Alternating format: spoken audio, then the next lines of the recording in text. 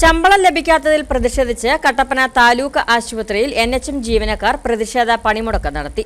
സമരഭാഗമായി നാളെ പട്ടിണിക്കഞ്ഞി വെച്ച് സമരം നടത്തുമെന്നും ജീവനക്കാർ വ്യക്തമാക്കി. 2 മാസത്തിലേറെയായി വേതനം ലഭിക്കാത്തതിൽ പ്രതിഷേധിച്ചാണ് ദേശീയ ആരോഗ്യ ദൗത്യം ജീവനക്കാർ സംസ്ഥാന വ്യാപകമായി നടത്തുന്ന സമരത്തിന്റെ ഭാഗമായി കട്ടപ്പന താലൂക്ക് ആശുപത്രിയിലെ ജീവനക്കാർ അത്യാഹിത വിഭാഗത്തിന് മുമ്പിൽ സൂചനാ പണിമുടക്ക് നടത്തിയത്. കട്ടപ്പന താലൂക്ക് ആശുപത്രിയിലെ 30ഓളം വരുന്ന NHM ജീവനക്കാർ സമരത്തിന്റെ 4ാം ദിവസമായി ഇന്ന് കറുത്ത ബാഡ്ജ് അണിഞ്ഞ് OP സേവനങ്ങൾ 1 മണിക്കൂർ നേരം ബഹിഷ്കരിച്ച് സമരത്തിൽ പങ്കുചേർന്നു.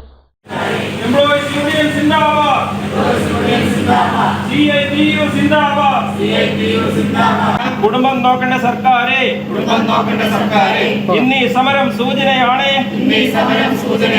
സൂചന കണ്ടുപഠിച്ചില്ലെങ്കിൽ ആശുപത്രി PRO Tony George, anganwadi union ജില്ലാ സെക്രട്ടറി അനിത റെജി എന്നിവർ സമരപരിപാടിയെ അഭിസംബോധന ചെയ്തു. കഴിഞ്ഞ 3 മാസക്കാലമായി ഇവരുടെ ശമ്പളം ലഭിക്കുന്നത്. ഇവരൊക്കെ ഓരോ കുടുംബങ്ങളിൽ കഴിയുന്ന ആളുകളാണ്. ഇവരുടെ ഈ ഉപജീവന മാർഗം എന്ന് പറയുന്നതാണ് ഈ ആരോഗ്യ മേഖലയിൽ ജോലി ചെയ്യുന്നത്.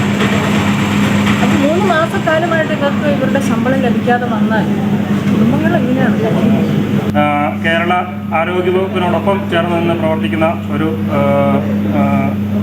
NHM ജീവനക്കാർക്ക് കഴിഞ്ഞ 74 ദിവസമായിട്ട് ശമ്പളം ലഭിക്കാത്ത സാഹചര്യമാണുള്ളത്. കേന്ദ്ര സംസ്ഥാന സർക്കാരുകൾ ഉണർന്ന് പ്രവർത്തിച്ചില്ലെങ്കിൽ ജീവനക്കാരുടെ സ്ഥിതി വളരെ മോശം അവസ്ഥയിലേക്കാണ് പോകുന്നത്.